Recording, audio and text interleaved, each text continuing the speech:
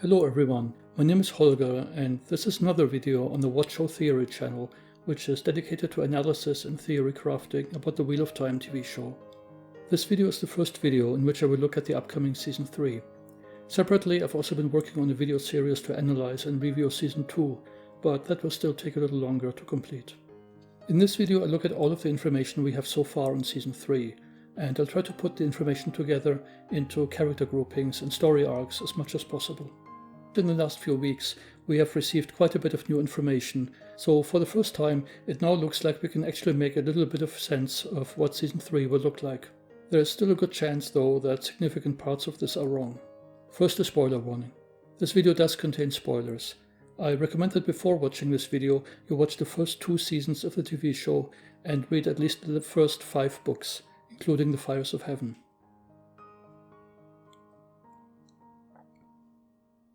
In this video I rely mostly on information from the following 2 sources. The WoT Up YouTube channel, which covers a lot of show news and leaks, and the WoT Series website, which covers a lot of information about cast members and shooting locations, and sometimes is able to acquire audition scripts. Let me look at the writing style I expect in Season 3 first, and how it compares to Seasons 1 and 2. One of the problems I had with Season 2 predictions was that so much of the information I thought was correct was actually outdated and referred to earlier versions of Season 2 scripts, both because Barney Harris had left the show and also because of changes made to the show late in production. In addition, the writers changed their writing style. Season 1 was written primarily from a plot perspective, with scenes designed to support the plot. Season 2 had a very different writing style. For Season 2, apparently the writers first decided which character pairings, character arcs, and scenes they wanted to have in the show, and then they wrote individual smaller plots around those scenes, making those individual plots much harder to predict. This is probably in part because Season 2 tried to adapt 2 books at once, which made it difficult to keep the show plot close to the books. I will talk about this a lot more in my upcoming Season 2 analysis videos. For Season 3, we will probably have a writing style that is somewhere in the middle between the Season 1 and Season 2 styles. We know that Season 3 is primarily based on Book 4, The Shadow Rising, and the plot of that book lends itself much better to a show adaptation than Books 2 and 3. So I expect to get a show plot that is relatively close to the books, but we will probably still get a strong emphasis on character arcs and interesting scenes, so hopefully Season 3 will combine the best aspects of the Season 1 and Season 2 writing styles. So let's look at the locations that we know are in Season 3. The early part of filming took place in Europe, in the Czech Republic and Slovenia, and it covers scenes from the following in-story locations. First, the 2 rivers and the surrounding areas. We know from a video by Lauren from Unraveling the Pattern that the 2 rivers set has been completely rebuilt and that parts of it are apparently now bigger than before. Also, a palisade has now been built around the village, and the village has a watchtower. Finally, there were Trolloc dummies lying on the ground, so this suggests that we may get Trolloc encounters in Season 3. Next, the White Tower and Valon, both shot at Jordan Studios. The pictures here are from a video by Niblis, published on his YouTube channel.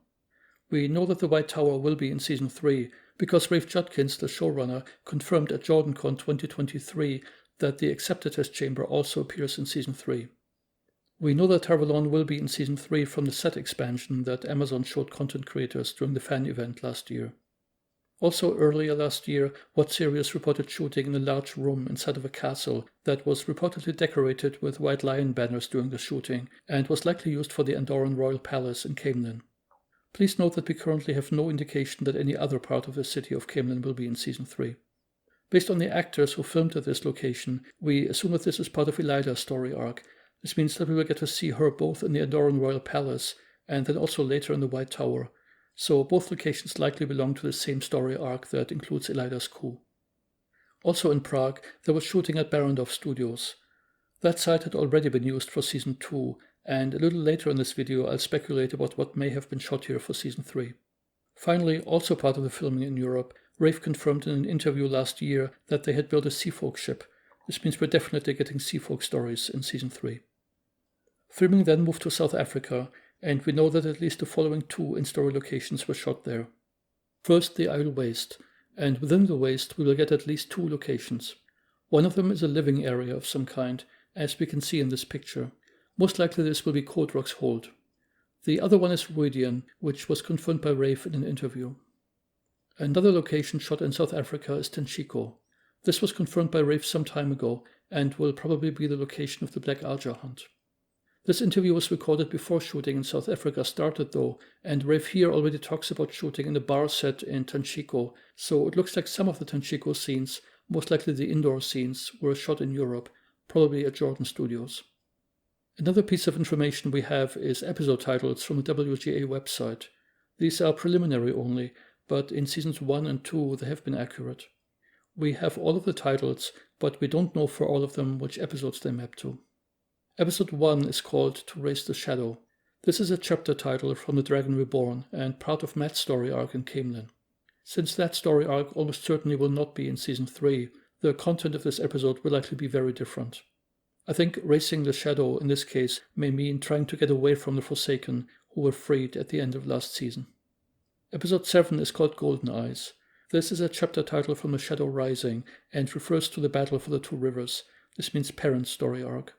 Based on the information we have from the new Two Rivers set, it seems likely that this title will have the same meaning in the show.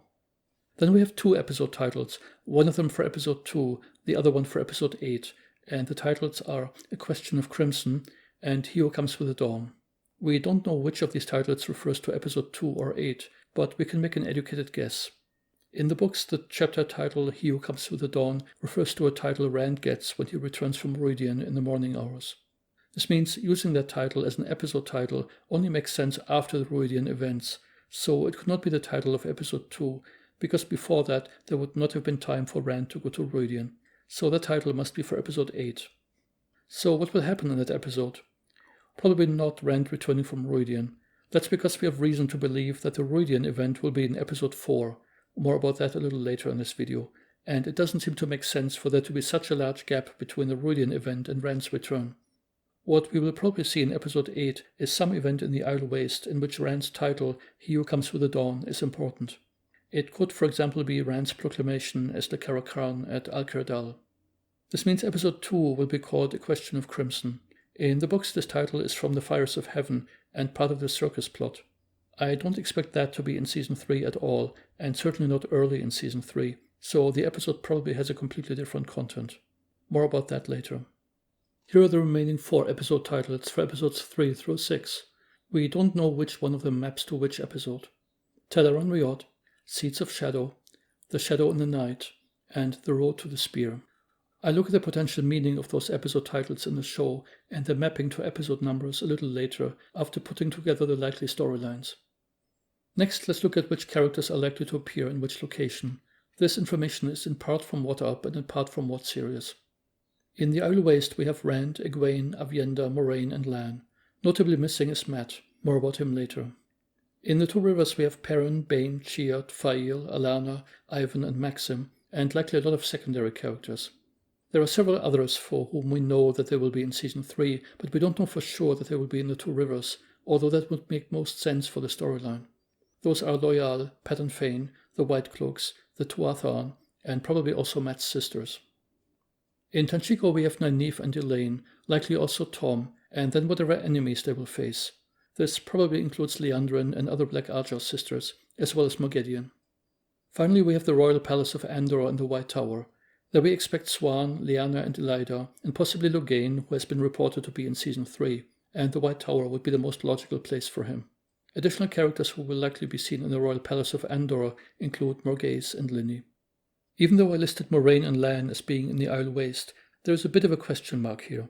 I showed them as being in the Aiel Waste primarily because in one of the promo videos, both of them appear to be dressed in colors similar to the Aiel, suggesting that they will be in the Aiel Waste. I'm wondering whether this may not be the whole story though. That's because we have twice now received an indication that Moraine is actually not exiled from the tower. The first time was related to her use of the word home in season 1, and I have talked about that in my previous videos. That by itself could possibly be shrugged off as an orphaned plotline intended for the original season 2 storyline, the one the writers had planned before Bunny Harris' departure. However, there's also this curious exchange between Moraine and Verin in season 2, where it becomes clear that Verin believes that Moraine has not really been exiled from the tower, and Moraine does not disagree. Why would the writers again remind us that Moraine has not really been exiled? It really only makes sense if there's a payoff for it later, and that payoff would have to happen before Elaida's coup, this means in season 3. So I think there's a chance that we may see Moraine in the tower in Season 3, sometime in the second half of the season, after having Moraine in the Aiel Waste earlier. The purpose of Moraine being in the tower could be to get her into the right place for a storyline in Salidar in Season 4. Also, 2 major characters are missing from those lists, and they are Matt and Min. For both of them we have somewhat ambiguous information. For Matt, we have a report from WoT based on a leak that places Matt in Tanchico. However, we also have information that may place him in the Two Rivers.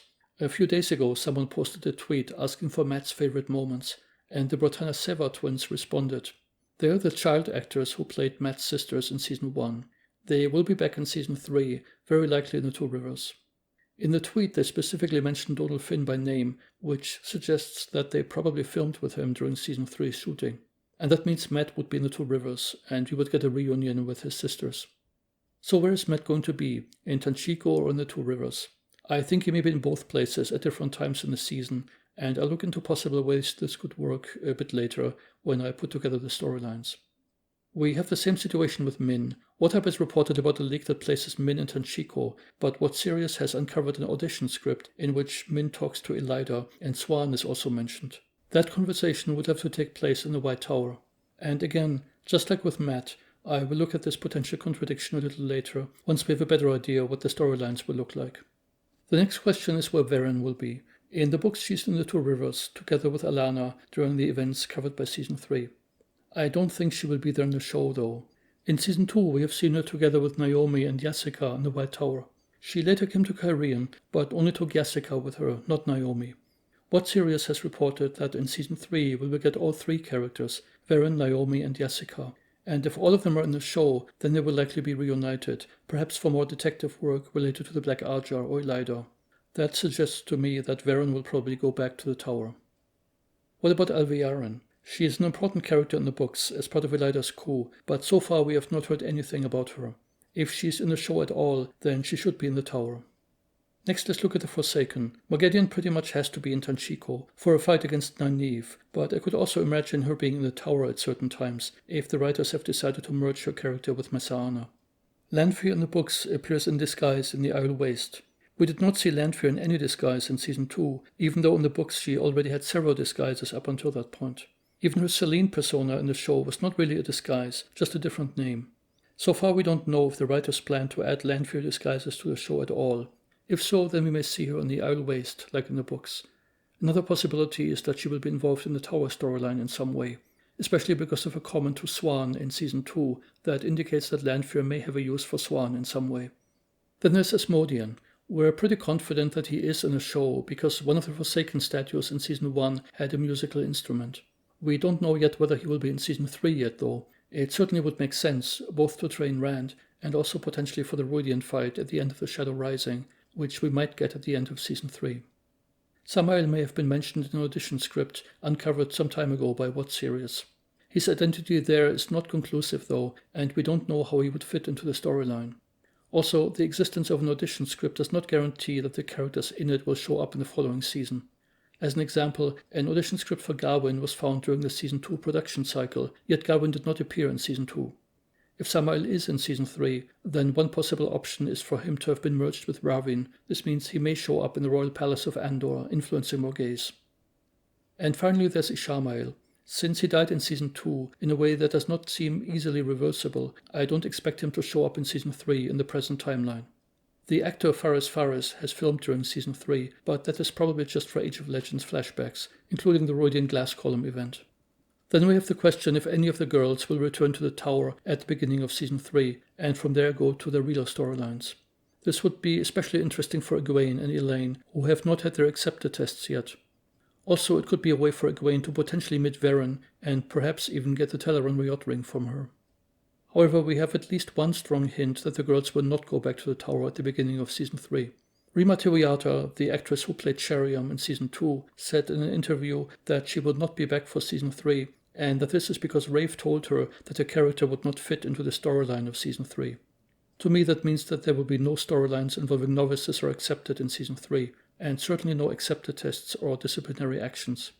With that in mind, I don't see how the girls could go back to the tower. If any of them went back, then surely Sheriam would fit in just fine. So next, let's start looking at the actual storylines for each of the locations. I'll try to arrange them roughly in the way I expect the content to be distributed across episodes, but obviously this can shift. I'll leave episode 1 for later, because we will need to have some way to introduce the various storylines and to send everyone to the destinations, and that will probably be a good portion of episode 1. I'll talk about that a little later. The first storyline to look at is the Aiel Waste. Here is as a reminder what happens in the books. The group arrives at a portal stone near a small camp, and from there Rand, Matt, Avienda, Moraine, and Muradin travel to Ruidian, and most of them eventually return. Then the group travels to Imre's Stand, a small watering hole, and from there to Cold Rock's Hold, then to Alcair Dal, and after that Rand fights Asmodean in Ruidian and returns to Alcair Dal. That is the end of Book 4. In Book 5, Rand's group follows Couladin to Cairhien over Jangai Pass. I think the show will handle this in roughly the same way, with some small changes. First, I no longer think we will get portal stones in the show. The show did not introduce them in Season 2 for the journey to Falm, and the topic of Flicker Flicker has already been handled differently in Season 2. My best guess is that Rand's group will simply travel over Jangai Pass, meet some Aiel in the Waste, and from there go straight to Cold Rock's Hold. This means Imre's Stand will likely be cut. I expect Cold Rock's Hold to be the main site for Aiel cultural exposition in the show, so it would make sense for our group to go there as early as possible to maximize the time the show has for such exposition.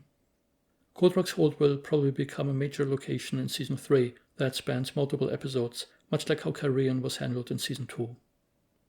This also means that Rand and perhaps others will probably head to Ruidian from Cold Rock's Hold and then also return to Cold Rock's Hold. After that we will have Alcair Dal and perhaps the Asmodean fight in Ruidian. However, it is also possible that that fight will be in Season 4 and that Season 3 ends with Alcair Dal. So looking at how this lines up with episodes, we could be in the Aiel Waste as early as episode 2 and will stay there through episode 8, which will probably have Alcair Dal and perhaps the Ruidian fight. We have a few more episode titles that are likely tied to the Aiel Waste storyline. First there's The Road to the Spear, which is the Ruidian Glass Columns event, and we can probably predict which episode this will happen in. WoT Series recently reported that the actress Tandy Sebe has been cast for the role of Sulinda, an Aes Sedai from the Age of Legends, who appears in one of Rand's Glass Column visions. This means she should be in the Ruidian episode. Her resume shows that the director she worked with is Thomas Napper, and we know that he directed episodes 3 and 4.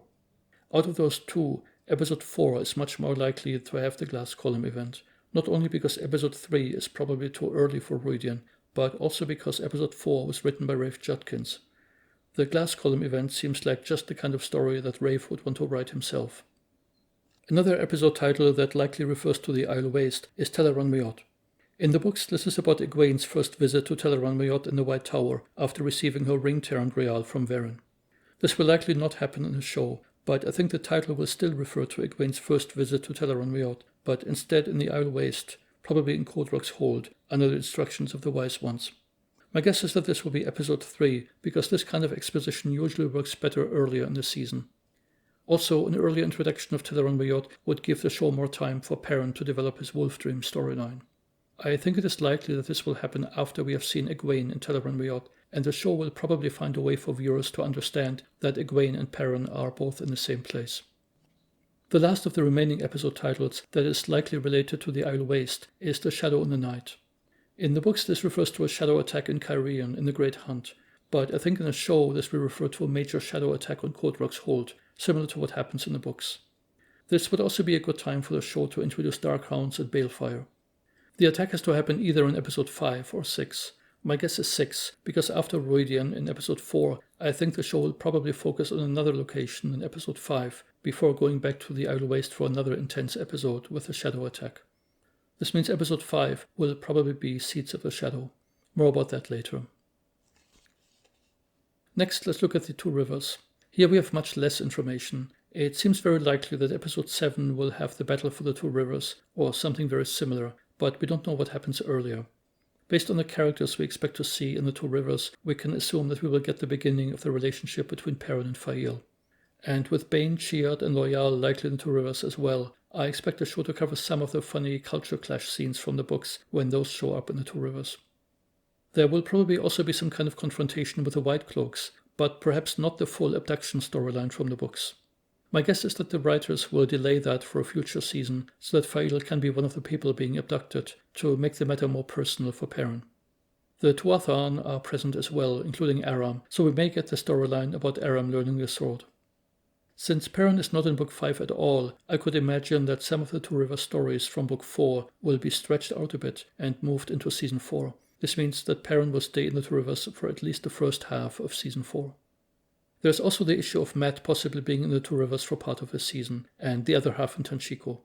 My guess is that he will be in the Two Rivers for the second half of Season 3.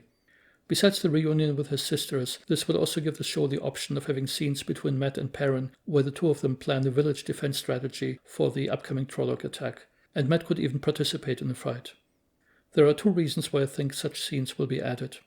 First, Matt probably got his battle memories during the Heroes of the Horn scene in Season 2, Episode 8, when he said, "I remember, I am one of you," and then Arthur Hawkwing answered, "I have fought by your side times beyond number."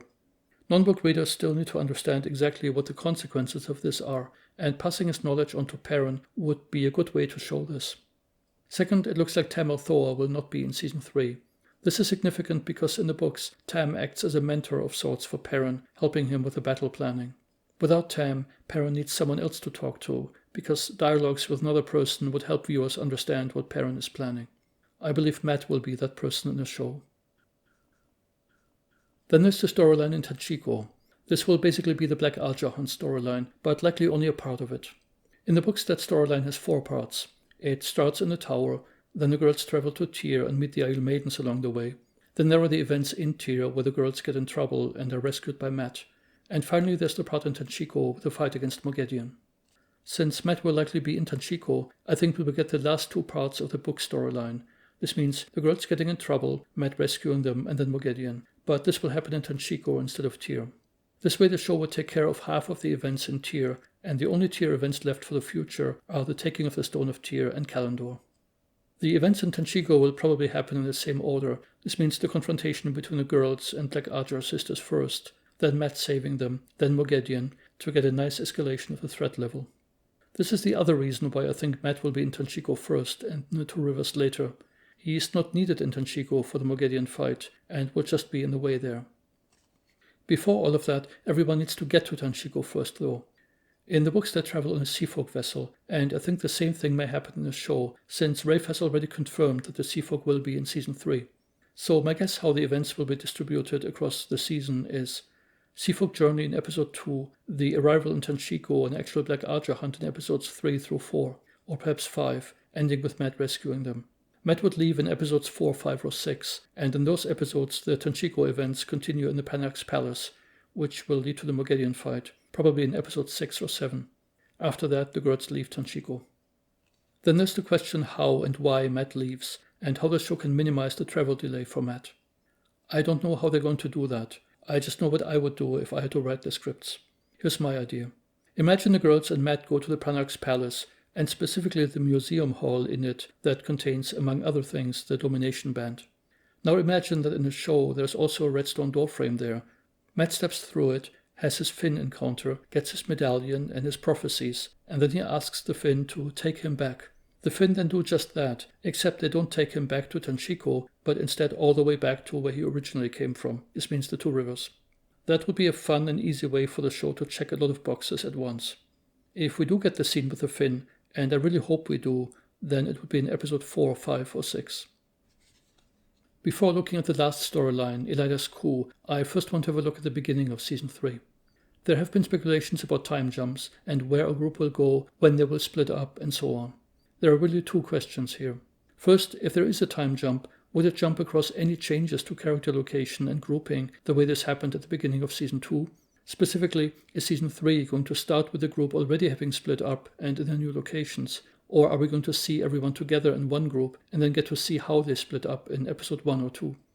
At the beginning of Season 2, we did see everyone in their new locations already, but that is rather unusual and required special preparations at the end of Season 1. All of the inciting incidents, which usually happen at the beginning of a new season, had to be pulled back into the previous season. Specifically, Perrin went on the hunt for the horn, so his inciting incident was the theft of the horn, which happened in Season 1, Episode 8. Rand left the group because he thought that his task as the Dragon Reborn was done, and that staying around might harm others. so his inciting incidents were finding out that he was the Dragon Reborn and completing his task at the Eye of the World, which happened in Season 1, Episodes 7 and 8. Moraine went to Adelia's and Varen's place, both to remotely monitor Rand and also to deal with her power loss. So her inciting incidents were losing her power and Rand leaving, which happened in Season 1, Episode 8. Lan then just followed Moraine. Egwene went to the White Tower. Her inciting incident was finding out about the tower and realizing that she could become Aes Sedai. That happened throughout Season 1. Nynaeve then just followed her. Finally, Mat was imprisoned in the White Tower, so his inciting incident was Moraine giving the order for his capture. That happened in Season 1, Episode 7. So the reason why the time jump at the beginning of Season 2, in spite of all of the events during the time jump, did not cause too many complications is because all of the events that happened during the time jump had already been set up at the end of Season 1. Now let's compare this to the transition from Season 2 to Season 3. Perrin is expected to go to the Two Rivers, and his inciting incident would be finding out that there's trouble in the Two Rivers. That has not happened yet. Rand is expected to go to the Aiel Waste, and his inciting incident is understanding that he's the Kara Khan and that the Aiel are the people of the dragon. That has not happened yet. Egwene is also expected to go to the Aiel Waste, and her inciting incident is understanding that there are wise ones among the Aiel who can perhaps train her better than the White Tower. That has not happened yet. Nynaeve and Elaine are expected to go to Tanchico on the Black Archer hunt.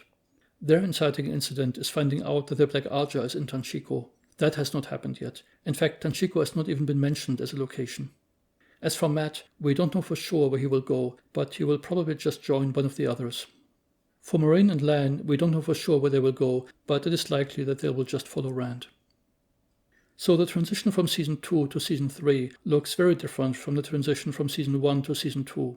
We have to assume that the beginning of Season 3 will follow more of a standard pattern, with the inciting incidents all happening early in the season. That means the group would have to stay together for at least part of the first episode. This would also make sense from another viewpoint. One of the main themes of Season 2 was the question of what would happen if the group was split up and nobody could rely on their friends for support. That plotline has now concluded, and we need to see the payoff. This means the audience needs to get a chance to enjoy having everyone be together again, at least for a little while. Finally, some relationships probably need to form before the group splits up, in particular Elaine and Avienda, and also Elaine and Rand. Now, even though the show likely won't jump over the characters splitting up, it could still jump forward in time somewhat, but while keeping the characters together. Let's see if that is likely. For that, I'm going to look at how the in-story events map to the annual cycle of seasons. We know that both Season 1 and Season 2 started around Beltane, this means in early spring. Since there was a 5-month time jump between the seasons, Season 1 had an in-story duration of 7 months. I'm using a regular 12-month calendar here to keep it simple, not the calendar Robert Jordan has suggested. We don't know the exact in-story duration of Season 2, but it must have been much shorter than Season 1, since there was very little surface travel in Season 2. Perrin's journey was almost over at the beginning of the season, and everyone else just traveled short distances in the Eastern Randlands, mostly between Valon and Cairhien. I would guess that Season 2 probably took around 2 to 3 months in story. This means at the end of Season 2, we're in late spring or early summer. If we examine during which months Season 3 was filmed, we'll see that the filming in Europe took place from April through October. This means mostly during spring and summer. Filming in South Africa took place in February and March, but since South Africa is in the Southern Hemisphere, this corresponds to August and September in Europe. This means also during the summer. This suggests to me that there will not be a long time jump at the beginning of Season 3, because that would push the in-story season into fall or winter, which would not match the season it was filmed in. So the bottom line is, I expect the characters to still be together at the beginning of Season 3, and if there is a time jump, then it will be short, less than a month. It's very well possible that there will essentially be no time jump at all. This means that Season 3 will continue right where Season 2 left off. I think this is actually likely because of the way Season 2 ended. The Forsaken were freed, it became clear that they would be targeting Rand, and Lanfear was worried about that. This seems to create a sense of urgency and danger that Season 3 can easily follow up on. I expect Lanfear to warn Rand to get away from Falme with his friends early in Episode 1. After that, the group will probably leave Falme very quickly, trying to get away from the Forsaken. At least that is how I interpret the title of Episode 1, To Raise the Shadow. It is possible that we may see a few shots of Falme, probably stock footage and some green screen scenes. But it is also possible that all we get to see is our group stepping out of a waygate and arrive at a staging area of some kind, where the inciting incidents will play out for a good part of Episode 1. After that, the group separates. We also now have an idea what the cold open of episode 1 may be.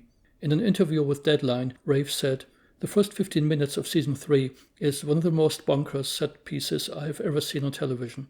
I was just watching it this week, and it is absolutely bananas what our team pulled off. Just a bunch of women in their 40s and 50s shredding each other, and it is wonderful to behold." This could be an Age of Legends flashback, but then I would expect there to also be men engaged in the fighting. I think it is more likely that the set piece described here is set in the White Tower, and that it is a flashback to the escape of the Black Archer sisters under the leadership of Liandrin after raiding the tower's ter'angreal storeroom. That big fight shown in the cold open probably happened at the same time as the events in episodes 7 and 8 in season 2. This would also nicely match with a comment Rafe made at New York Comic Con 2023, where he stated, "You will know right up top season 3 what Liandrin's been up to." It would make sense for this kind of an event to have happened at the same time as episodes 7 and 8, because that was when Liandrin knew that her cover had been blown. She had essentially outed herself to Nynaeve, Egwene, and Elaine as Black Archer when she attacked and abducted the 3 girls.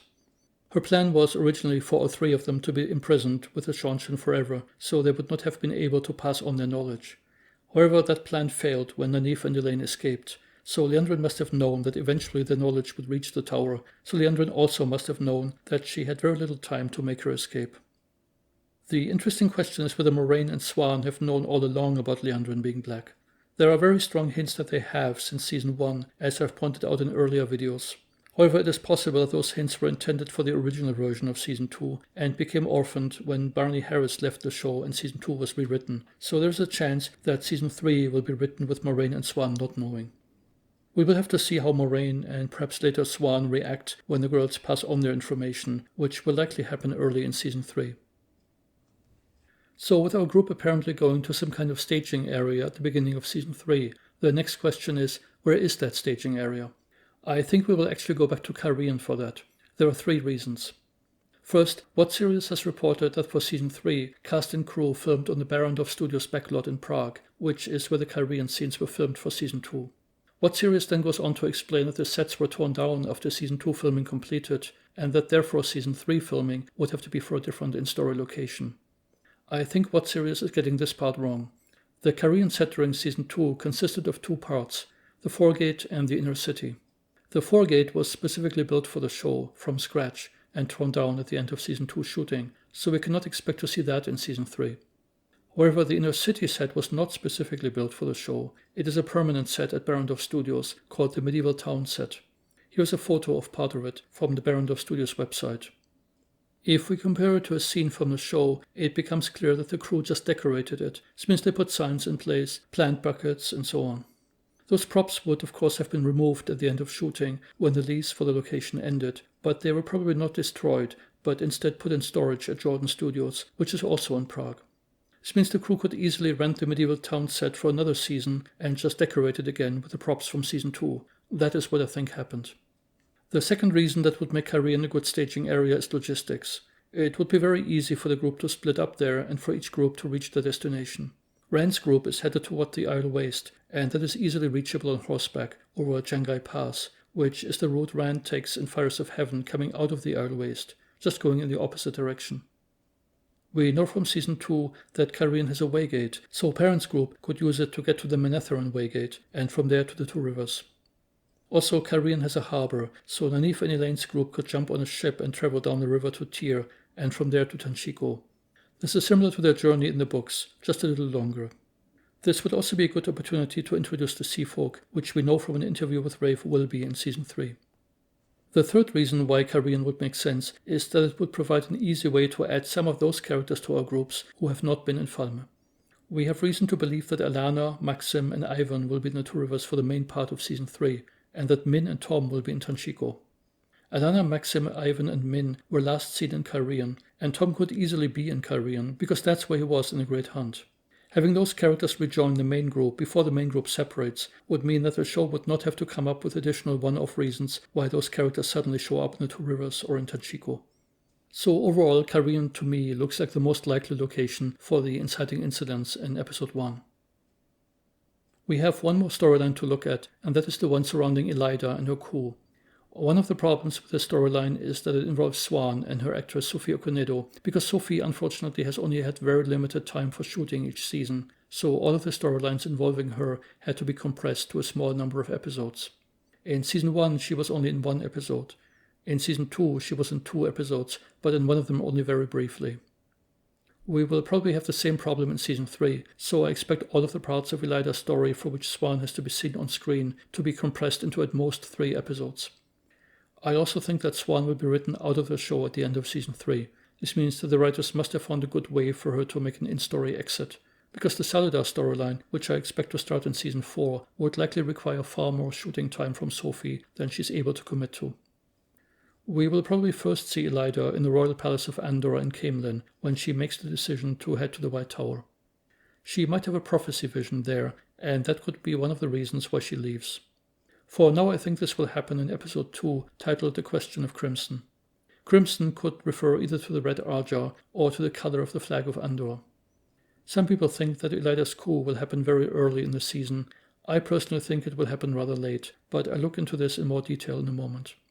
Next in Elaida's storyline, after leaving Cairhien, we will see her in the tower, probably connecting with other Red Arja sisters. Also, WoT Series has found an audition script in which Elaida talks to Lyanna, trying to get an audience with the Amyrlin. A particularly interesting part of the audition script is Elaida's statement, "It seems I have returned at a bad time for the Amyrlin, no? She seems to be dealing with quite the mess at the moment."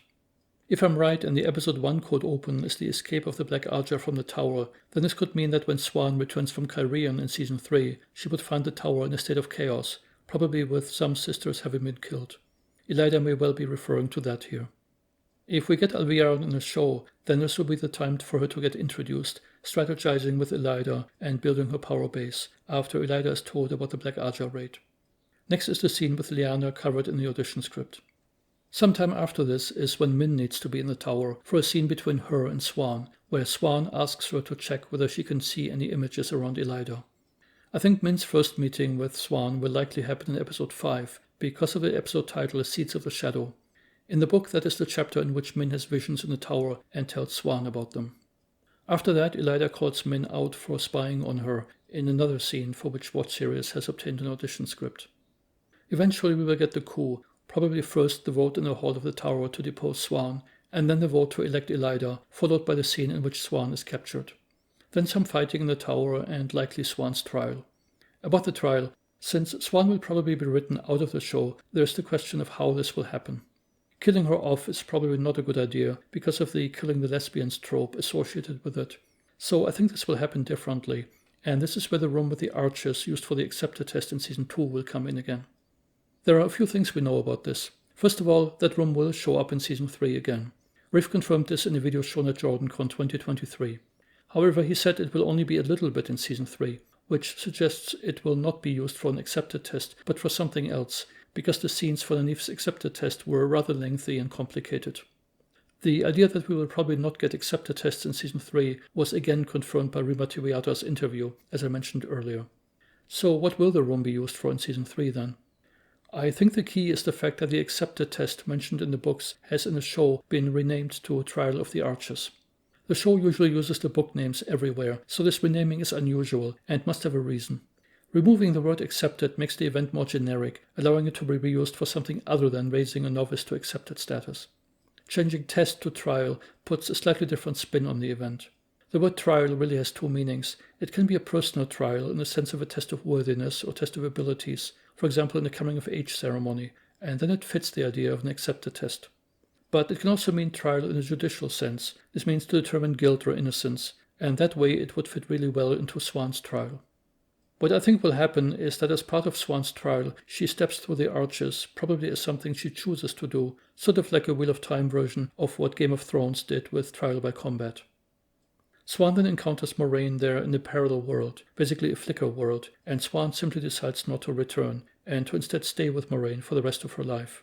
That would be a way for the show to write Swan out of the story without killing her, and while keeping her relationship with Moraine alive, in a way. The idea that the archers can lead into something resembling a flicker world is something we have seen before in the show, with the third part of Nynaeve's acceptor test, which broke all of the rules of regular acceptor tests and was much closer to a flicker event than a regular acceptor test. I commented on that in my accepted test video last year. There is one more item left, and that is Min's role in Season 3. For me, this is the most difficult character arc to predict of all of the characters.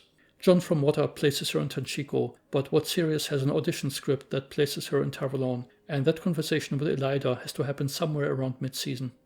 It can't be too early, because Elaida has to get to the tower first, and SWAT has to become worried about her enough to recruit Min. It also can't be too late, because her earlier talk with Swan clearly has to happen before the actual coup.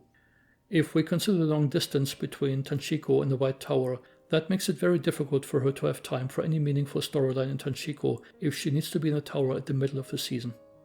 There are 4 possibilities. One is that WoT is wrong and that Min is in the tower the whole time. That would work without problems. Second, it is possible that the audition script is outdated and that Min is in Tanchico the whole time. That is also possible, but probably less likely. Third, she could be in the tower first and in Tanchico later. I think this is less likely since I don't see how Min could be useful in Tanchico later in the season. She would fit better into the earlier part of the Tanchico story arc while Matt is still there. And finally, fourth, she could go with Nynaeve and Elaine to Tanchico, then leave around episode 3 or 4 and be in the tower around episode 5 or 6. This is what I think is most likely. The timing would work, but it would be somewhat tight.